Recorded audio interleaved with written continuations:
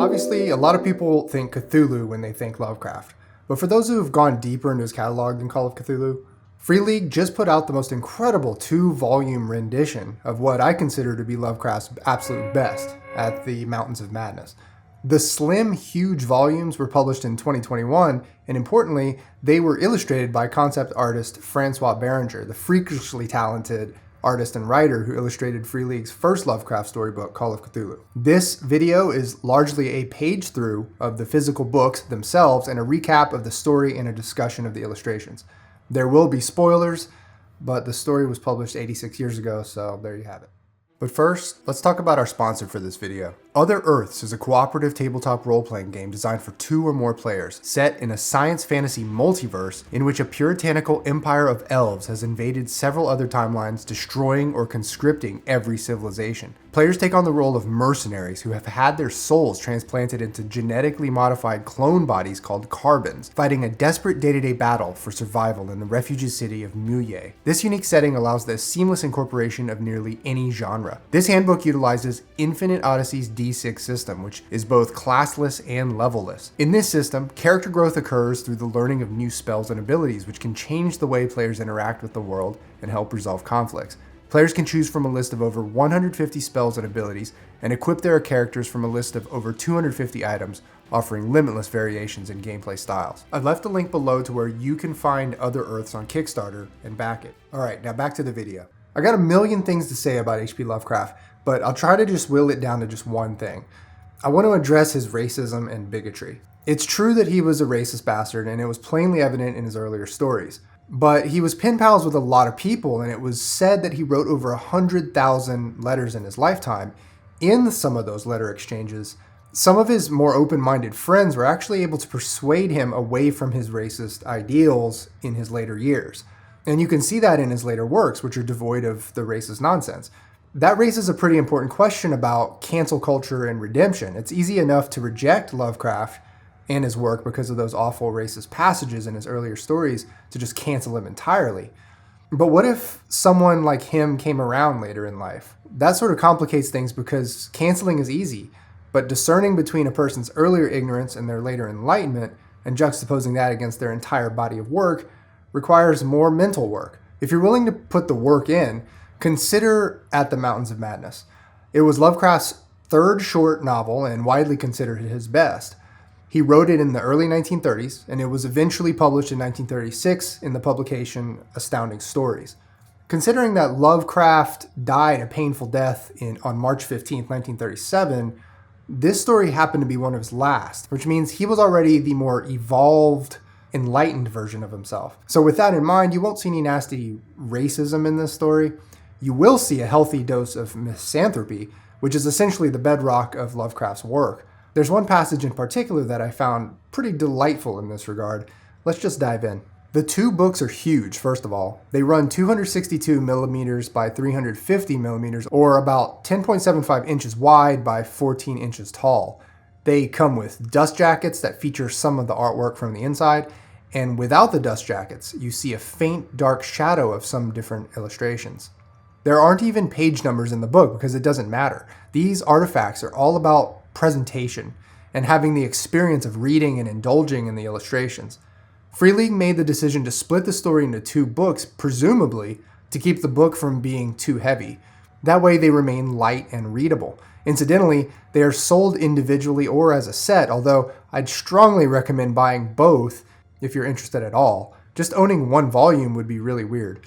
Let's get cracking into the story here. The story opens with the narrator describing the purpose of his story as written here. He's a geologist from Miskatonic University, which is, of course, Lovecraft's go-to fictional university that comes up in countless stories. He's trying to dissuade a pending expedition to Antarctica after himself having led a big expedition there and facing certain horrors. He describes the start of the expedition in detail, how 2 ships, the Arkham and the Miskatonic, set sail from Boston on September 2nd, 1930, carrying 4 airplanes, 4 professors, 16 crew, and about 4 dozen sled dogs. There are all kinds of Easter eggs in this story, such as the mention of the Nathaniel Derby Pickman Foundation here, a reference to another story called Pickman's Model where, well, you should read it. Again, the narrator mentions Lovecraft favorites, such as the Necronomicon. In this tale, the narrator himself, as well as one of the professors on the expedition, has read the dreaded Necronomicon, of which the Miskatonic Library has a copy. The purpose of this expedition is to drill for fossils and to be out of there by the next summer. At the time Lovecraft wrote this, Antarctica itself had not yet been fully mapped, so there were some blank spots on the world map that fueled his imagination. He had also been sort of obsessed with Antarctica from an early age. More recently, a real-life expedition led by Richard Byrd provided a lot of the realistic details that Lovecraft was able to weave into this story. It should also be mentioned here that the young Professor Danforth, who shows up prominently later in the story, recites some Edgar Allan Poe and is generally a great reader of bizarre material. After a few months of uneventful exploration, they find some pieces of slate with strange striations, and one of the professors, named Lake, insists on deviating from their course to follow up on these rocks that appear to be 500 million to maybe 1 billion years old. The narrator himself decides not to go on this side quest, but they do devote a lot of the expedition's resources on Lake's excursion. Sure enough, Lake sees some extraordinary things from the plane he's in. Sections of cubes clinging to the tops of huge mountains. One of their airplanes is forced to land, but no one is hurt. They do lose 2 dogs, but are extremely excited by the strange formations they're seeing.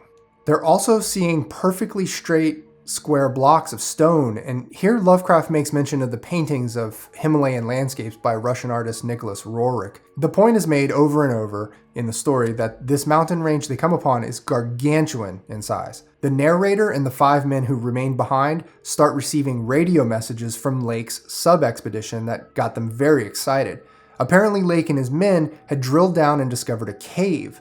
Inside, they found a treasure trove of fossilized animals, spanning millions of years, including early mammals and dinosaurs and other species of animals newly discovered. They also discover evidence of animals having been cut and hacked cleanly, and in one case a 5-pointed soapstone about 6 inches wide. The dogs start going crazy, barking at the stone. But the most important discovery of all were these huge creatures encased in ice. About 6 feet tall, barrel-shaped in the middle, about 3.5 feet wide, with wings that could stretch out to about 7 feet. The narrator here says that they remind him of elder things as described in the Necronomicon, which is of course Lovecraft's way of saying these are elder things. They're described at first as a mix between vegetable and animal. Lake and his men find 8 perfect specimens and 6 damaged ones, and he goes into detail in a radio report about the exact nature of their 5-pointed heads and other truly strange anatomical features. Lake says he took the 14 specimen back to their semi-permanent camp and covered them up with tarp. But he decides to bring one of the damaged ones into his tent to dissect. The description of the dissection goes into further detail: dark green blood, amphibian organs, complex nervous system, a 5-lobed brain, and possibly the capability of more than 5 senses. Lake concludes that the elder thing, as he calls them, since he too has read the Necronomicon, is essentially 3/4 animal and 1/4 plant, and was originally a marine animal. He calls it quits at 2:30 in the morning. Before going to bed, the narrator gives Lake a warm congratulation over the radio for such an incredible scientific discovery, and everyone decides to get some sleep and start fresh in the morning, despite the fact that 37 dogs are barking like crazy at the covered elder things at Lake's camp. The narrator and his men spend the entire next day trying to get in contact with Lake, but they never get a response. They contact the 2 ships, who also can't reach Lake, and by 6 in the evening the next day, they decide to take their only plane to travel to Lake's encampment and see what's going on. The narrator says that he takes 10 men, 7 dogs, and a plane full of supplies on a 4.5-hour flight to Lake's encampment, and describes the flight as thus, quote, "It marked my loss at the age of 54, of all that peace and balance which the normal mind possess through its accustomed conception of external nature and nature's laws." They see the true size and extent of the mountains, and he compares the area to the Plateau of Lang. Lovecraft here also throws in the mention of the Nakadic manuscripts and Sathagwa, all references to the Cthulhu's mythos that he had cultivated over many years. Although Lovecraft died in poverty and without much fame, he did have a following during his lifetime, and this circle of devotees even wrote what we would now consider Cthulhu mythos fanfiction. One of his greatest fans was actually a writer of Lovecraft's own admiration, Robert E. Howard, creator of the Conan mythos. More on that in a minute. Anyway, from the airplane, they see more than just impossibly large mountains. They see the remnants of a massive city of stone made up of weird architecture. Tall cylinders, cones, spires, tubular bridges, connecting some of them, and everything on a massive scale.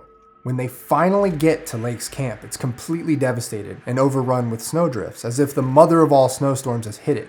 Total damage is 11 men dead, one man named Gedney missing, and all the dogs dead but one that's missing. A drill derrick destroyed, airplane destroyed, and a bunch of supplies also missing. Of the 3 sleds that Lake had taken, all 3 of those are missing as well. They don't find the 8 Elder Thing specimen that were supposedly in good physical shape, but they do find the 6 mangled ones buried under 5 pointed snow graves marked with strange dots.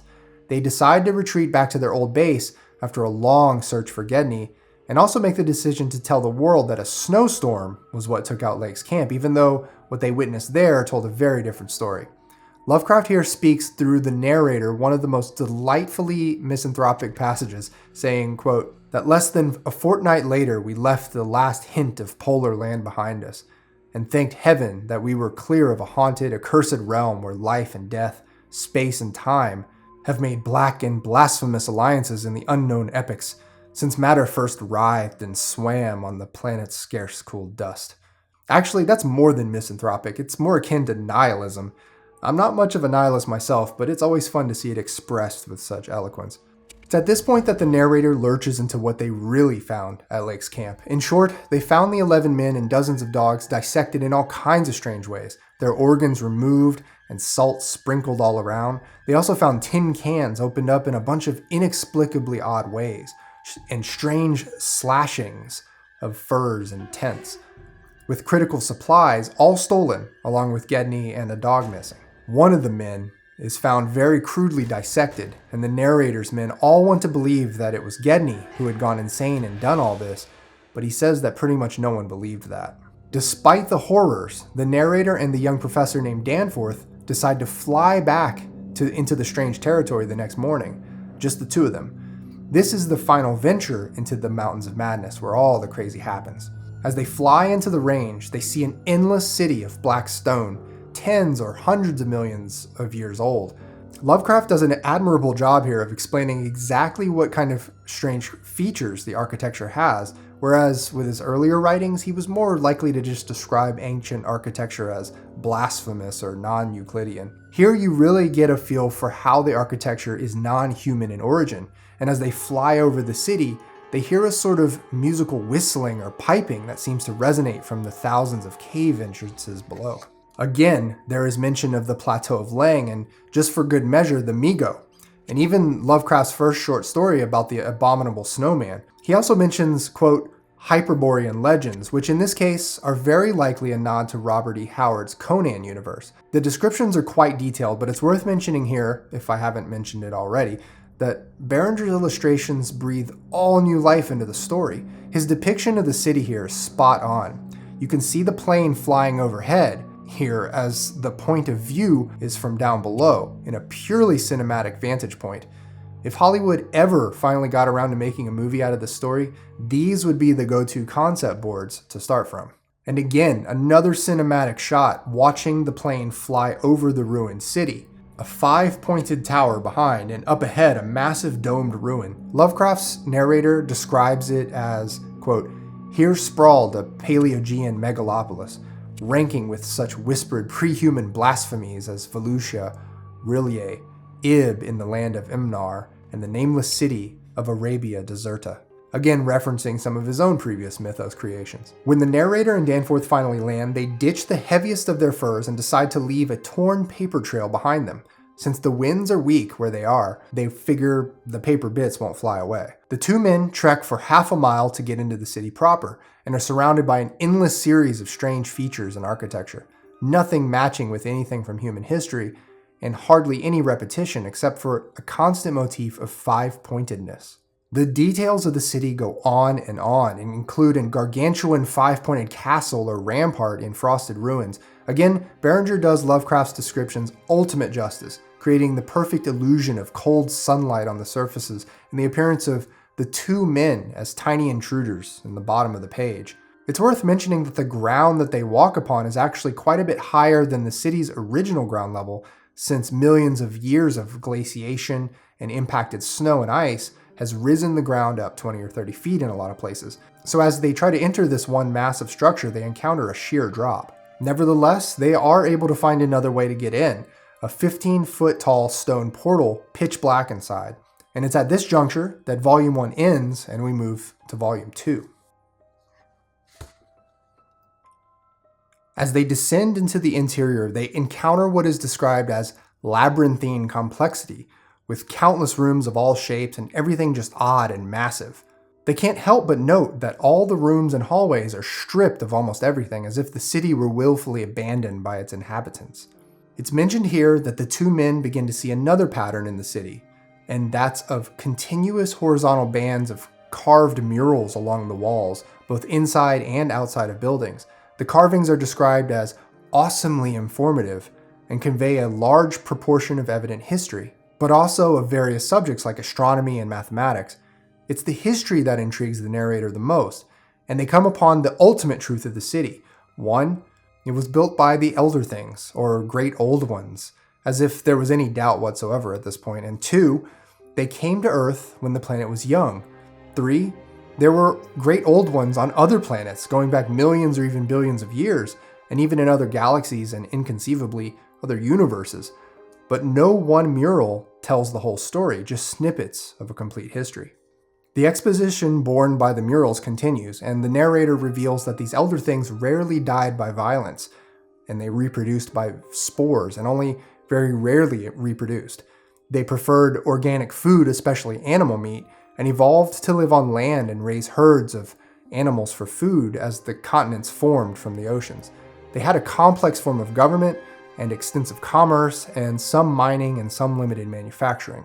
The narrator continues to share what they learned from the murals. Apparently, the Great Old Ones started their time on Earth underwater, since the planet was covered entirely by water at the time. They built fantastic cities and advanced their scientific and mechanical knowledge to levels that even they wouldn't be able to surpass in later eons. Apparently, on other planets, they even self-evolved into sentient machines for a time, but got bored with that mode of existence and reverted back to organic life forms. Here on Earth, they tinkered with cellular life and created shape-shifting blobs that were controlled by thought and which could build up their great cities. These creatures were called Shoggoths. It's thought that Lovecraft borrowed this term from Edgar Rice Burroughs' 1914 story, At the Earth's Core, where an ancient race employed a species of servants called Sagoths. Anyway, these Elder Things also started virtually all other multicellular life on Earth, but allowed it to evolve on its own and exterminated entire species only when they began to cause trouble for the Elder Thing society. Over the hundreds of millions of years, as land began to appear from the oceans, they began to face invaders from other worlds and dimensions. The famed Cthulhu and its star spawn, which are like little mini man-sized Cthulhus, invaded Earth and drove the old ones off land and back into the sea. Somewhat unbelievably, a peace was made with Cthulhu, and the old ones settled in present-day Antarctica, while Cthulhu's race built cities along the Pacific. The lands on which Cthulhu's cities were built then eventually sank into the ocean, including R'lyeh, which features prominently in the prophecy in the story of Call of Cthulhu. As the Old Ones again reigned supreme over the planet, they developed bigger and more intelligent Shoggoths to do their bidding, some of them reaching 15 feet in diameter, of black, bubbling slime that could form into any appendage or sensory organ at will. Eventually, there was a war of independence between the Old Ones and the Shoggoths, and the Old Ones won by using a, quote, curious weapon of molecular disturbance against the rebel entities. Baranger features those in the earlier battle with Cthulhu spawn, depicting them more or less as laser or energy weapons. Then, in the Jurassic period, a half-fungus, half-crustacean creature called Migo from Pluto invaded. Just for a little background here, Migo are from another Lovecraft story called The Whisperer in the Darkness, and was partially inspired by the recent discovery of what was then considered the ninth planet, Pluto. They are said to have flown from Pluto to Earth on wings, and that's really rough on the suspension of disbelief, considering there is no air in space for wings to work, and the distance from Pluto to Earth is 2.6 to 4.6 billion miles. So I think Lovecraft dropped the ball there, but the way the Mi-Go are depicted on this page is just awesome. Anyway, the Mi-Go in this story's telling were able to drive the old ones from the northern continents and either back into the ocean or back to Antarctica. It's not clear what happened with the Mi-Go on Earth, but the old ones over the following epochs lost interest in ever trying to repopulate land other than Antarctica, and the city where Danforth and the narrator stood appeared to be the last great bastion of Elder Thing civilization. The two men press on, noting the immense age and size of everything, as well as a river that ran through the city. Here's an illustration of what the city looked like before its fall. If you squint, you can see the little dots that represent the Elder Things, which gives you a sense of the scale of everything. It should be noted that for most of the region's history, it wasn't a frozen wasteland, but a temperate, even tropical climate. But it was the eventual drift of the continent to the southern pole, which made it so cold as to be uninhabitable for half the year, then at all. When the city did start to become too cold, the Elder Things began construction on a massive underwater city close to this one and bred bioluminescent creatures to provide light, as well as huge Shoggoths to do the construction. This underwater city was a marvel unto itself, and their civilization continued to flourish with artwork and other indulgences. They would shuttle between this underwater city and the overland city depending on the season until eventually they had to abandon the overland city completely due to the extreme cold. The narrator at this point mentions that he and Danforth, upon discovering the existence of a grand underwater city, wanted more than anything to find the shore that led to the watery entrance, and pressed even further into the maze-like tunnels of where they were. They start picking up tracks gouged into the ground, and then the smell of both gasoline and something else, and follow the tracks and the scents. They eventually get to the source of the smell. It's the heap of supplies that were missing from Lake's camp, and some of the papers marked with strange dots. The dots and patterns precisely match the style of the murals in the city, so at this point the two men can't possibly delude themselves into thinking that the missing man Gedney is responsible for all of this. As they press on, they reach a huge chamber lined with debris and archways leading to other chambers, along with a massive stone ramp. They conclude that the ramp is the only way forward and follow it down. A moment later, they find the 3 missing sleds from Lake's camp and 2 specimens on them, quote, both stiffly frozen, perfectly preserved, patched with adhesive plaster where some wounds around the neck had occurred, and wrapped with patent care to prevent further damage. They were the bodies of young Gedney and the missing dog. I think it's worth noting here the way Baranger does condensation of breath and the flare of the flashlight. He really conveys coldness and darkness in the most remarkable way. Anyway, the 2 men hear a strange sound, and they follow its source, and eventually discover that it's the squawking of a penguin, but not just any penguin, a gigantic blind albino penguin, and there's a bunch of them. Some are 6 feet tall, others even taller. The narrator recognizes these from the murals and figures these are descendants of an ancient species. As they press on, they enter a giant domed room that can really only be described as a planetarium, displaying an ancient night sky on the ceiling. All along the ground of the room are the blind penguins waddling amongst the stone debris. They make it to a broad cavern type of space that is way rougher in craftsmanship than the other rooms they've seen. The narrator notes that the murals in the huge space are of a cruder design, almost like a parody of Elder Thing artwork. It was, quote, coarse, bold, and wholly lacking in delicacy of detail. Furthermore, the floor of this area is polished and almost glistening. As they continue to follow a strange scent, they eventually come upon a grisly scene. 4 of the specimen that Lake had described, which obviously at this point we know, and the narrator knows to be Elder Things, lie horribly mangled on the floor. It couldn't have been the penguins because the wounds are too extreme, and each of them has been decapitated. They start to smell a new odor besides that of the dark green blood of the old ones, and as they draw closer to the carcasses, they see a black slime on some of the bodies. At this point, Danforth starts to lose his mind, letting out an ear-piercing scream. It's moments like these in the original Lovecraft stories where you can see where the creator of the Call of Cthulhu role-playing game, Sandy Peterson, got his sanity check mechanic from. Humans in Lovecraft's universe only have so much sanity in them, and once they cross a threshold, outward signs of pathological insanity start to show immediately. It all becomes plainly apparent to the narrator what has happened. The Elder Things had woken up at Lake's camp and laid waste to everything in a state of confusion, By his estimate, they had gone into stasis or hibernation well before Antarctica had drifted into sub-zero wasteland status. They remembered a lush, temperate world, and when they awoke, they were in a state of shock and fear. They dragged Gedney, a dog, and whatever useful supplies they could gather, and tried to make their way to the underwater city, the only place where they thought they could retreat to. But they were intercepted. Over the millions of years, the Elder Things had faded from history, but they left behind one of their living creations, the giant Shoggoths used for city construction. One of these creatures had encountered the surviving Elder Things and killed them in cold blood. The narrator expresses sympathy for the Elder Things, even though they had slaughtered Lake and his men. Quote, "Poor Lake, poor Gedney, and poor Old Ones, scientists to the last. What had they done that we would not have done in their place? God, what intelligence and persistence." They see a pale mist forming and moving toward them and figure it's the precursor of the Shoggoth's physical movement, and finally have the wherewithal to start booking it. As they're running away, they hear a voice cry out over and over in a weird musical way. At one point, the narrator figures that it's a surviving Elder Thing crying out for help, but they can't do anything to help it now.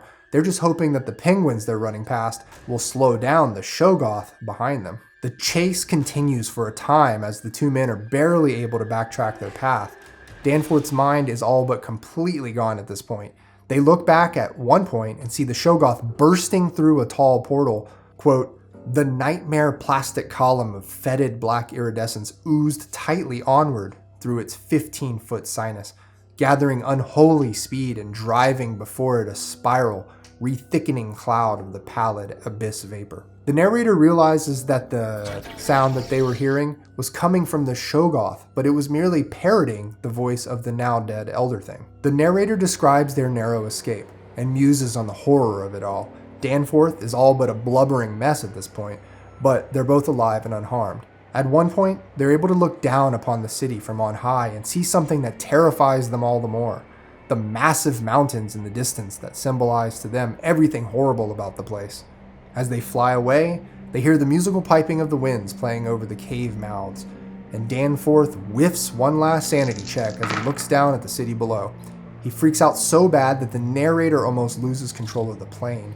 But they make it out and away. The narrator eventually learns that Danforth got a glimpse of some dark cosmic truth. Quote, "It was not," he declares, "anything connected with the cubes and caves of echoing, vaporous, wordily honeycombed mountains of madness which we crossed, but a single fantastic, demoniac glimpse among the churning zenith cloud of what lay back of those other violet westward mountains which the old ones had shunned and feared." Here on the page, Baranger takes a stab at what that might have looked like, a sort of trans-dimensional warpage with faint tendrils reaching from the ground. And in the end, Danforth himself won't stop repeating the dead words that the Shoggoth itself repeated.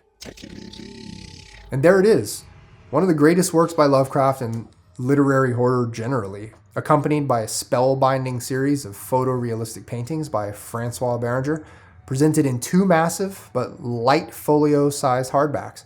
I can only imagine the amount of time that Mr. Baranger put into creating the images for the story, but I also have to doff my hat to Design Studio Press and the small handful of people who put this whole project together.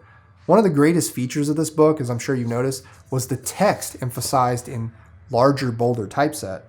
This really enables the casual reader to at least experience some of the story, even if they don't have the time or inclination to read each page. I know I sound like a broken record when I say this, but I feel spoiled when I experience Free League's publications. I cherish their books, not just for their content, but their physical quality. That's all I've got for today. I've left links below where you can find these books. Thanks for watching. See ya.